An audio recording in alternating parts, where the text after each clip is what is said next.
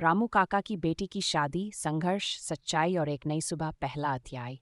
गरीब रामू काका का सपना। गांव में एक गरीब किसान रामू काका रहते थे। उनका जीवन बहुत कठिन था, लेकिन वे ईमानदार और मेहनती थे। उनकी पत्नी का निधन हो चुका था और उनकी इकलौती बेटी गुड़िया ही उनकी दुनिया थी। रामू काका की छोटी सी झोपड़ी थी जिसमें वे गुड़िया के साथ रहते थे। वे दिन भर खेतों में काम करते और जो थोड़ा बहुत अनाज मिलता उसी से अपना गुजारा करते थे। गुड़िया बहुत संस्कारी और होशियार लड़की थी। वह अपने पिता की सेवा करती और हमेशा भगवान से प्रार्थना करती कि उनके दुख दूर हों। रामू काका का सबसे बड़ा सपना था गुड़िया की शादी अच्छे घर में हो, लेकिन उनकी सबसे बड़ी चिंता थी कि उनके पास शादी के लिए पैसे नहीं थे। दूसरा अध्याय। समाज की सच्चाई। गुड़िया की शादी की उम्र हो चुकी थी। गांव के कई लोगों ने रामू काका को सलाह दी कि वह अपनी बेटी की शादी करा दें, लेकिन हर कोई दहेज मांगता था। रामू काका, आपकी बेटी तो बहुत अच्छी है, लेकिन दहेज के बिना शादी कैसे होगी? अरे, समाज में बिना दहेज शादी कौन करता है? रामू काका ये सुनकर बहुत दुखी होते। उन्हें समझ नहीं आता कि उनकी बेटी की शादी कैसे होगी।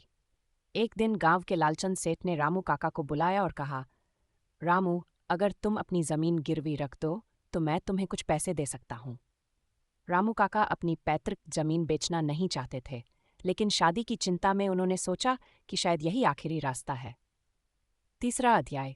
कठिनाइयाँ और हिम्मत। रामू काका ने जमीन गिरवी रखने का मन बना लिया, लेकिन जब वह कागज पर दस्तखत करने वाले थे तभी गुड़िया ने उनका हाथ पकड़ लिया और कहा, पिताजी, आप अपनी जमीन मत बेचिए, हम कोई रास्ता निकालेंगे। गुड़िया ने कहा, मैं सिलाई बुनाई जानती हूँ, मैं कुछ काम करके पैसे जोड़ूंगी, हम धीरे धीरे शादी की तैयारी करेंगे। रामू काका की आंखों में आंसू आ गए। उन्हें गुड़िया पर गर्व हुआ। उन्होंने अपनी जमीन गिरवी नहीं रखी और तय किया कि वे ईमानदारी से पैसे इकट्ठा करेंगे। गुड़िया ने गांव की औरतों के कपड़े सिलने शुरू कर दिए। रामू काका ने खेतों में और मेहनत करनी शुरू कर दी। धीरे धीरे वे पैसे इकट्ठा करने लगे। चौथा अध्याय।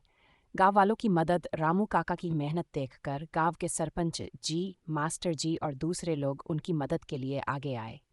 सरपंच जी ने कहा, गुड़िया की शादी गांव का भी फर्ज है। मास्टर जी ने कहा, मैं शादी के लिए कुछ पैसे दूंगा। रामलाल हलवाई ने मिठाइयाँ देने का वादा किया। गोकुल कुम्हार ने मिट्टी के बर्तन देने का फैसला किया। अब पूरा गांव गुड़िया की शादी की तैयारियों में लग गया। पांचवां अध्याय। सच्चा जीवनसाथी। गुड़िया के लिए रवि नाम का एक अच्छा रिश्ता आया। रवि एक शिक्षक था और बहुत अच्छे विचारों वाला इंसान था। जब उसने सुना कि रामू काका गरीब है और उनके पास दहेज देने के लिए पैसे नहीं हैं, तो उसने कहा, मुझे दहेज नहीं चाहिए, मुझे बस एक संस्कारी और समझदार जीवन साथी चाहिए।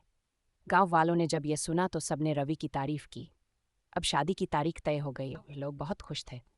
छठा अध्याय। शादी की तैयारी। गांव में धूमधाम से शादी की तैयारी शुरू हो गई।